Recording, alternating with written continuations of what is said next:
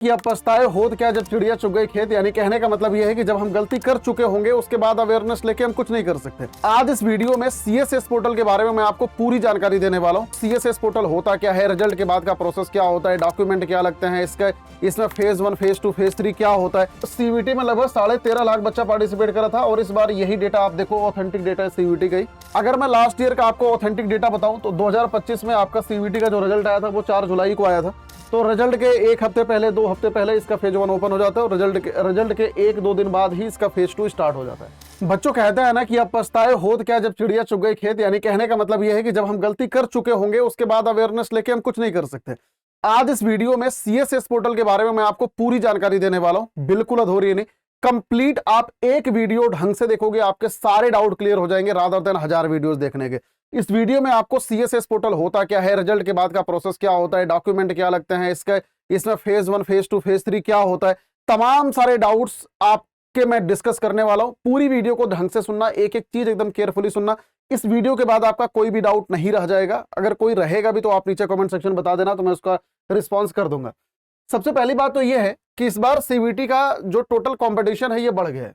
Last year CVT में लगभग 13.5 लाख बच्चा पार्टिसिपेट करा था और इस बार यही डेटा आप देखो, ऑथेंटिक डेटा है सीवीटी का ही, 15,68,866 बच्चा पार्टिसिपेट करा। यानी कि नंबर ऑफ एप्लीकेंट अगर बढ़े हैं तो ऑब्वियस सी बात है सीएसएस का भी कंपटीशन बढ़ जाएगा।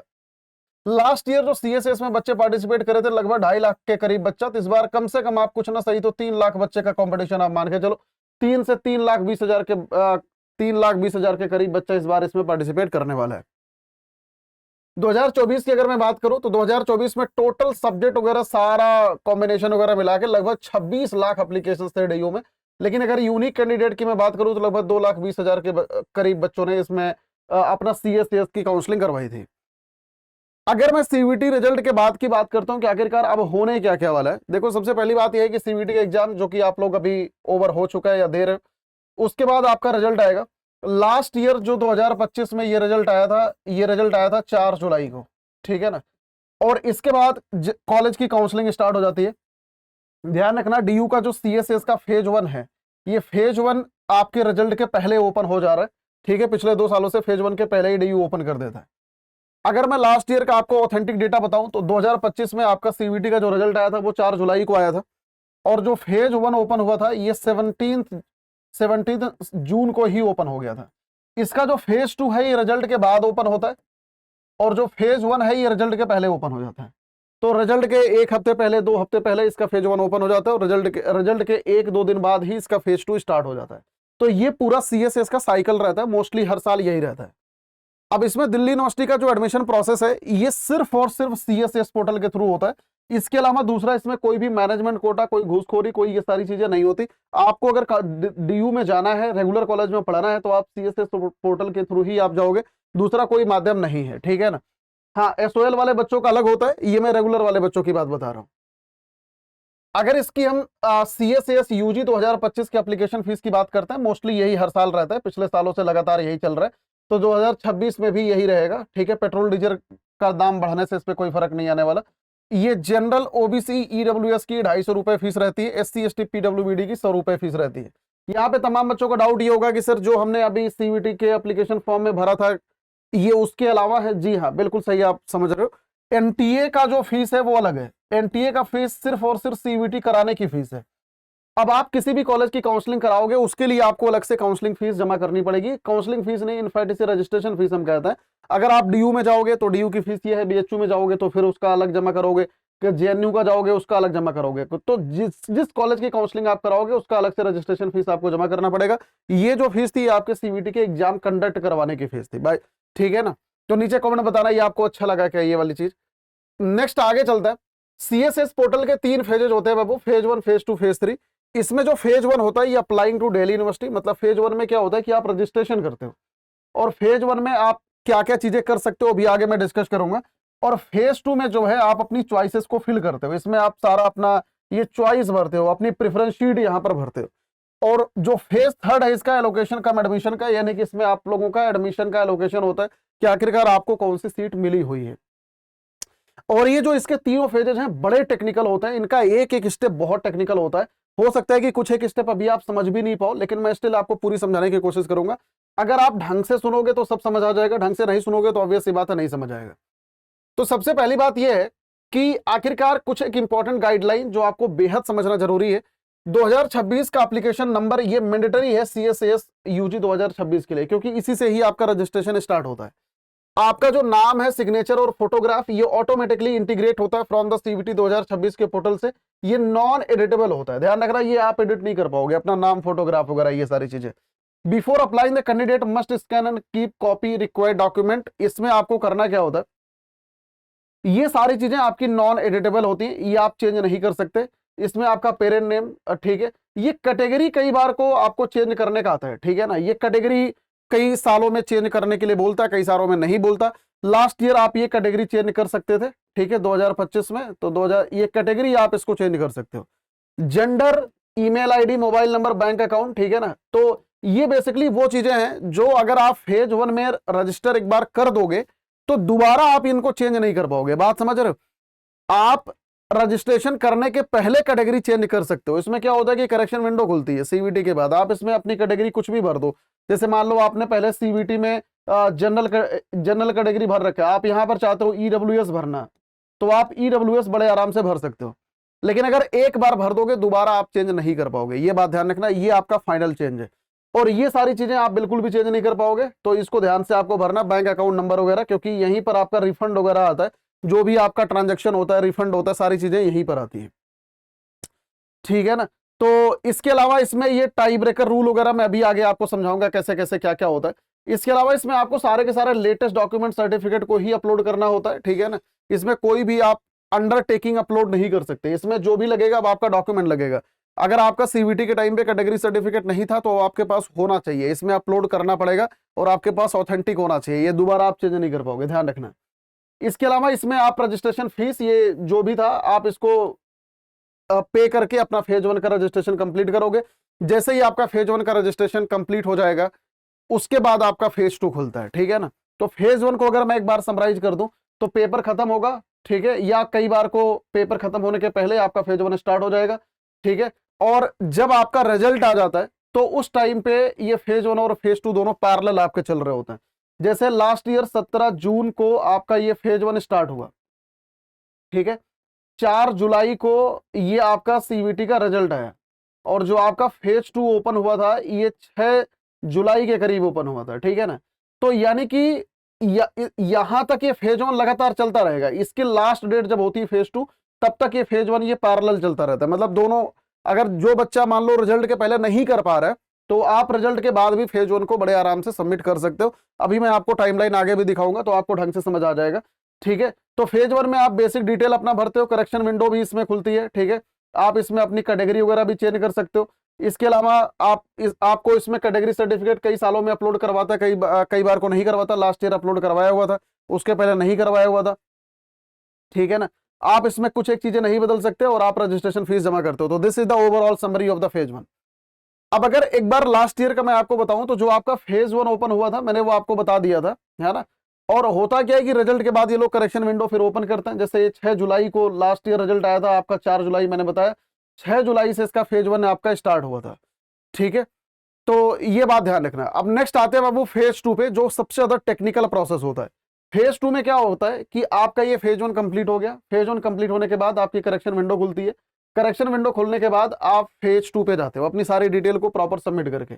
उसके बाद यहां पर आपकी सबसे पहले सब्जेक्ट मैपिंग और CVT के सब्जेक्ट और बोर्ड के सब्जेक्ट के साथ में होती है। एक साइड में आप बोर्ड के सब्जेक्ट भरते हो, एक साइड में CVT के सब्जेक्ट, ये मैप करता है। मैप करने के बाद ही आपको ऑटोमेटिकली सारे प्रोग्राम और सब्जेक्ट कॉम्बिनेशन दे देता है जहां जहां पर आपकी एलिजिबिलिटी होती है, और उतने नंबर में से आपका कितना स्कोर है ये ऑटोमेटिक दे देता है ये पोर्टल। उसके बाद आप अपनी चॉइसेस को भर सकते हो, उन्हीं में से आप चॉइसेस अपनी भरोगे। चॉइसेस भरने के बाद आपकी चॉइस ऑटोमेटिकली लॉक हो जाती है। लॉक होने के बाद आपकी एक सिमुलेटेड रैंक आती है कि आखिरकार किस कॉलेज में आपकी क्या रैंक है according to the DU। Simulated rank आने के बाद आपका दोबारा एक बार को ये विंडो खुलता है, प्रेफरेंस फाइलिंग का विंडो दोबारा खुलता है। जैसे मान लो मेरा नंबर है 100 नंबर और हमने भर दिया हिंदू कॉलेज का पॉलिटिकल साइंस और सिमुलेटेड रैंक चली गई 2 लाख, तो ऑब्वियस सी बात है मेरे को नहीं मिलेगा, मैं चाहूं तो हटा भी सकता हूं। बात समझ आया? तो ये पूरा का पूरा प्रोसेस रहता है ये फेज 2 का। अब इसके बाद जब फेज 2 का ये प्रोसेस खत्म हो जाता है, अभी मैं आगे आपको समरी भी समझा दूंगा इसको फिर से। इसके बाद इसका फेज 3 स्टार्ट होता है। फेज 3 में क्या होता है कि ये चॉइस का लोकेशन होता है। चॉइस का लोकेशन होने के बाद आप अगर सीट को एक्सेप्ट नहीं करते हो तो आपका सीट रिजेक्ट हो जाएगा। अगर आपको आगे काउंसलिंग में जाना है तो आपको सीट को एक्सेप्ट ही करना पड़ेगा। जैसे ही आप सीट एक्सेप्ट करोगे, इसका वेरिफिकेशन कॉलेज करेगा, उसके बाद ये कॉलेज अप्रूव करेगा। ये बड़ा टेक्निकल प्रोसेस होता है। मतलब यहां पे ना कई सारे बच्चों की सीट यहां पे आके कैंसिल हो जाती है, तो आप इसको ढंग से समझना। ये जब कॉलेज अप्रूव और वेरीफाई कर देगा तो आपको फीस जमा करना होता है। जो भी कॉलेज की फीस है 10,000 15,000, वो आप यहां पर जमा करते हो। फीस जमा करने के बाद दो चॉइसेस आपके पास आती हैं, या तो आप सीट को फ्रीज करो या तो आप दोबारा वैकेंट सीट का इंतजार करो, जो कि राउंड 2 के पहले आती है। अब अगर आपने सीट को फ्रीज कर दिया, सीट फ्रीज जब भी आप करोगे मतलब ये समझ लो कि आपका एडमिशन पक्का हो गया। सीट फ्रीज होने के बाद आपका जो सीट है ये कंफर्म हो जाएगा। उसके बाद आपके पास वेरिफिकेशन का मेल आएगा, आप आराम से कॉलेज में जाओ, कॉलेज में जाके अपनी जिंदगी एंजॉय करो। अगर आपको वो सीट पसंद नहीं है, आप ये चाहते हो अपग्रेडेशन के रिगार्डिंग, तो आप ये राउंड 2 में वैकेंट सीट पहले रिलीज होती है। वैकेंट सीट में आप ये देखोगे कि क्या किस कॉलेज में कौन सी सीट खाली है, उसके बाद आप अपनी सीट को अपग्रेड करोगे। अब अगेन अपग्रेडेशन के बाद यही प्रोसेस पूरा फिर से फॉलो होता है। लेकिन अपग्रेडेशन में कुछ एक बातें विशेष ध्यान रखो। जैसे मान लो आपने अपनी 50 चॉइस भरी हुई है यहाँ पे, ठीक है ना, 1 2 3 ये ऐसे करके 50 चॉइस आपने भरी है। आपको चॉइस का लोकेशन हो गया 30th नंबर। तो जो अब आप अपग्रेडेशन वगैरह कर सकते हो, ये 30 के ऊपर की चॉइसों में कर सकते हो, इसके नीचे की चॉइसें अब आपके सामने नहीं खुलती। बात समझ आया? अपग्रेडेशन का मतलब ही होता है कि हम चीजों को अच्छा करना चाहते हैं। तो अगर तुम्हारे को 30 चॉइस मिल गई तो सीएसएस ये समझता है कि तुमको सबसे बेस्ट चॉइस मिली according to your preference filing. तो अपग्रेडेशन ऊपर ही होगा, ये नीचे वाली चॉइस जब आपके पोर्टल से हट जाएगी। अब आपके पास ये राउंड 2 का एलोकेशन आएगा, सेम वही प्रोसेस फिर से। आप सीट को एक्सेप्ट करोगे, कॉलेज आपका वेरिफिकेशन करेगा। अब यहां पर जैसे मान लो पहले तुम्हारे को मिला for example Hansraj eco honours, ठीक है ना। अब हंसराज इको की फीस लेट से मैं अज्यूम कर रहा हूं, मान लो ये है कुल मिला के 5,000, ठीक है। 5,000 है नहीं, बस मैं आपको एग्जांपल बता रहा हूं। अब दोबारा तुम्हारे को चॉइस मिल गई लेट से केएमसी में इको, ठीक है ना, केएमसी में इको मिल गई। अब इसकी फीस है मान लो 6,000, अगर 6,000 हुई तो ठीक है, तो यहां पे तुम्हें ना बस 1,000 रुपए एक्स्ट्रा जमा करना पड़ेगा। बात समझ पा रहे हो? जैसे अगर अगला जो चॉइस मिला है ये पिछली चॉइस से महंगा है उसकी फीस, तो तुम 1,000 रुपए ज्यादा जमा करोगे।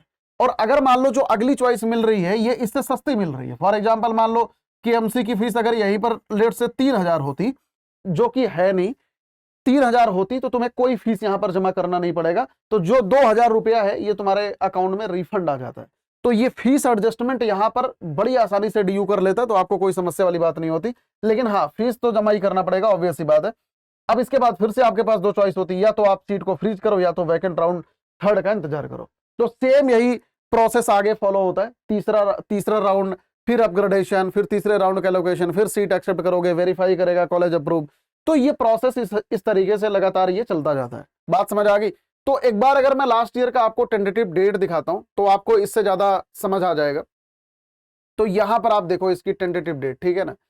तो यहां पे जो फेज 1 इसका ओपन हुआ था लास्ट ईयर का, अगर मैं आपको बताऊं तो फेज 1 मैंने आपको पहले ही बताया ये 17 जून को ओपन हुआ था। इसका जो फेज 1 देखो करेक्शन विंडो यहां पर ओपन हुई है कब, ये 30 जुलाई को, ठीक है ना। 30 जुलाई को डीयू ने बोला कि भैया आप ये करेक्ट कर लो अगर कोई भी इसमें गलती आपने कर रखी है तो, ठीक है ना। अच्छा, ये 2024 का मैं आपको लेटेस्ट वाला दिखाता हूं, लास्ट ईयर का मैं आपको दिखाता हूं। लास्ट ईयर का 2025 का ये वाला है। प्रोसेस हर साल सिमिलर ही होता है। तो 17 जून को आपका फेज 1 ओपन हुआ है ना, और यहां पर देखो करेक्शन विंडो खुली इसकी 6 जुलाई को। उसके बाद जितने भी बच्चों ने कर रखा है ये अपना फेज 2 इन्होंने स्टार्ट कर दिया, प्रेफरेंस फाइलिंग स्टार्ट कर दिया। इसकी जो लास्ट डेट थी वो थी 8 जुलाई, मतलब 2 दिन का टाइम इसमें मिला था। चॉइस ऑटो लॉक होने का जो टाइमिंग था वो 14 तारीख को था, 14 जुलाई को। डिक्लेरेशन ऑफ सिमुलेटेड रैंक 15 जुलाई को। इसके अलावा प्रेफरेंस चेंज विंडो बस एक दिन के लिए खुलती है 15 तारीख को। अब इसका जो डिक्लेरेशन ऑफ पहली चॉइस का है ये 19 तारीख को है। यानी कि अगर आप इसको मान के चलोगे तो 4 जुलाई को सीबीटी का रिजल्ट आया, 2 दिन बाद सीएसएस का फेज 2 ओपन हुआ है, और लगभग 17 दिन में ये पूरा प्रोसेस आपका खत्म हुआ है। बात समझ आ रहा है? लेकिन अगले राउंड में इतना टाइम नहीं लगता। अब यहां पर देखो इसके बाद आपको चॉइस एक्सेप्ट करना है, इसके बाद एक एक दो दिन का टाइम होता है। कॉलेज वेरीफाई अप्रूव करेगा 19 तारीख को, ऑनलाइन पेमेंट की लास्ट डेट है 23 तारीख, और वैकेंट सीट मतलब यहां पर जाके आपका एक राउंड पूरा का पूरा खत्म हुआ है, ठीक है ना। उसके बाद देखो वैकेंट सीट आई 24 तारीख को, तो यहां से राउंड 2 आपका चालू होता है, R2। 24 तारीख के बाद ये आप रीऑर्डरिंग का विंडो खुलता है, मतलब आप अपनी चॉइसेस को सफल कर सकते हो ऊपर नीचे। उसके बाद ये सेकंड राउंड का लोकेशन हुआ 28 तारीख। अब इधर देखो आपका 4 दिन का ही टाइम मिलता है, मतलब एक एक प्रोसेस में। तो लमसम इसमें पहले राउंड में ज्यादा टाइम लगता है, ऑब्वियस सी बात है, पहले राउंड में काफी कुछ चीजें होती है, लेकिन सेकंड राउंड में आपको उतना टाइम नहीं मिलता। सेकंड राउंड में लगभग एक एक हफ्ते के अंदर पूरा प्रोसेस खत्म हो जाता है। जैसे ये देखो आप 4 दिन बाद लोकेशन हुआ 28 तारीख को, यहाँ पे सीट को एक्सेप्ट करने का ये रहा 28 तारीख। उसके बाद वेरीफाई और अप्रूव करने का देखो 28 तारीख, ऑनलाइन पेमेंट की देखो 1 अगस्त। तो लमसम ये 7 दिन का टाइम ओवरऑल एक एक राउंड में चल रहा होता है। उसके बाद पहले राउंड में लगभग 17 दिन के करीब इसमें टाइम लगे। तो ये पूरा का पूरा आपका टाइमलाइन होता है। ये जो लिखा हुआ है ना, इसी हिसाब से पूरी काउंसलिंग चलती है। अगर किसी को समझना है कि किसके बाद क्या होता है, आप इसका स्क्रीनशॉट ले लो, आप बड़े आराम से समझ जाओगे कि किसके बाद क्या क्या होता जाता है। अगर यहाँ पे डाउट है फेज 2 को लेके कि आखिरकार सर फेज 2 में कैसे क्या होता है, नीचे कमेंट में बताना। इस पर एक डेडिकेटेड वीडियो प्रॉपर टेक्निकलिटी समझाते हुए मैं इस पे एक बना दूंगा।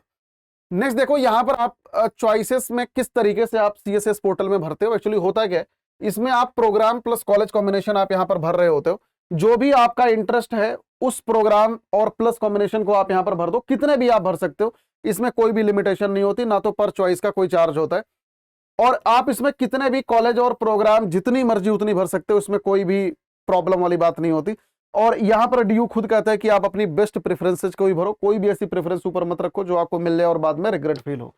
इसका जो मेरिट का क्राइटेरिया होता है, एक्चुअली प्रोग्राम स्पेसिफिक मेरिट हर एक कॉलेज की अपनी अलग अलग बनती है। हिंदू का अलग बनेगा, हंसराज का अलग बनेगा, KMC का अलग बनेगा, और हर एक कैटेगरी वाइज ये बनती है। और जिस हिसाब से अवेलेबिलिटी ऑफ द सीट होती है, जिस हिसाब से आपका नंबर होता है, उस हिसाब से ये लोकेशन करा जाता है।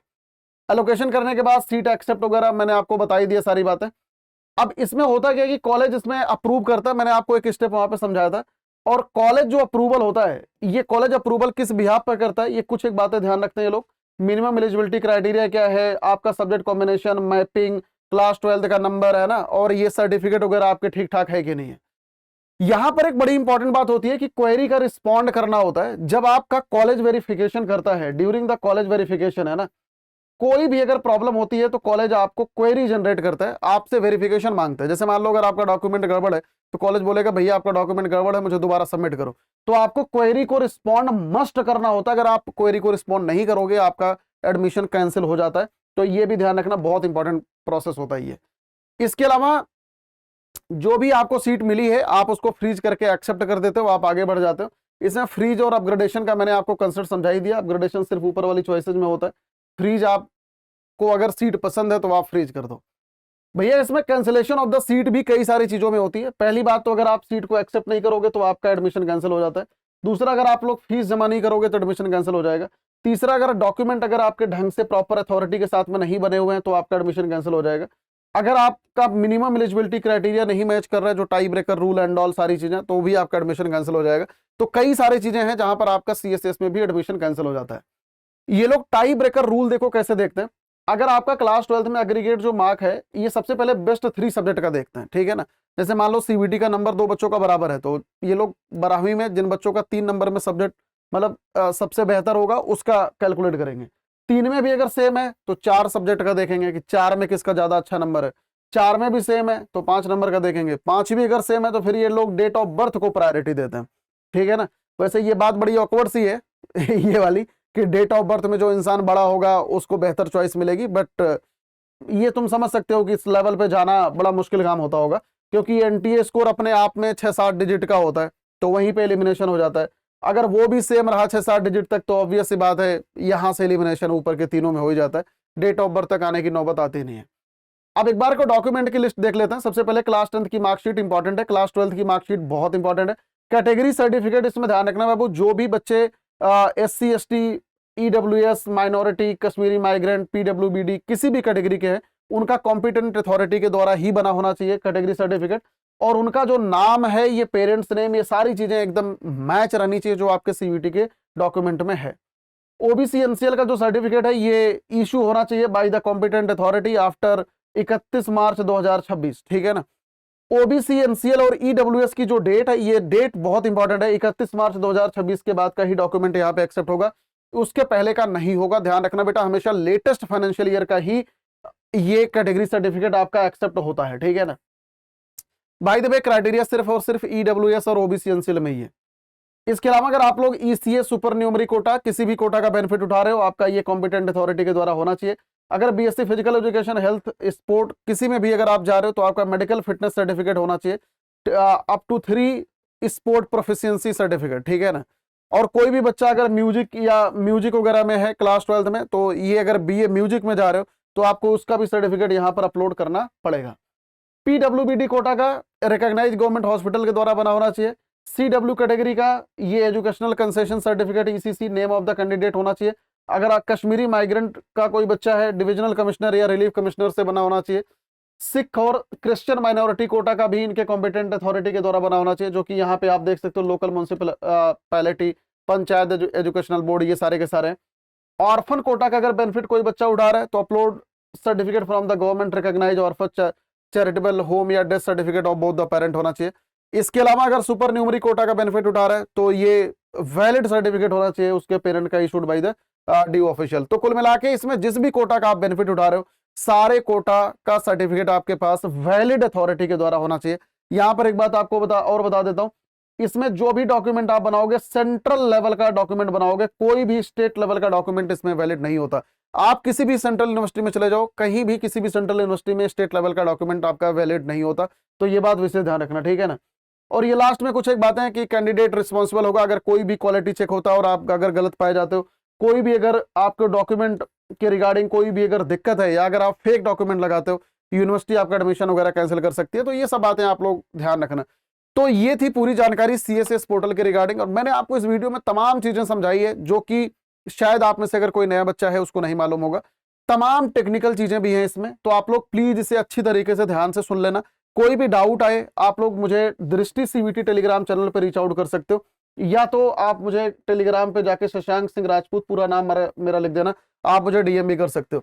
तो अब जितने भी मेरे बच्चे काउंसलिंग में जाने वाले हैं, जिन बच्चों को काउंसलिंग करवानी है, आप लोग प्लीज इस चैनल को जरूर ज्वाइन कर लेना।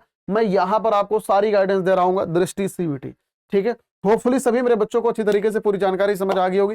कोई भी डाउट है नीचे कमेंट सेक्शन के अंदर जरूर बता के आना। So thank you so much for watching this session सभी मेरे बच्चों को। God bless you all, wish you all the very best सभी मेरे बच्चों को। टेक केयर बेटा। अब एग्जाम की तैयारी को और बेहतर करने के लिए हमारे चैनल को लाइक, शेयर और सब्सक्राइब करना ना भूलें।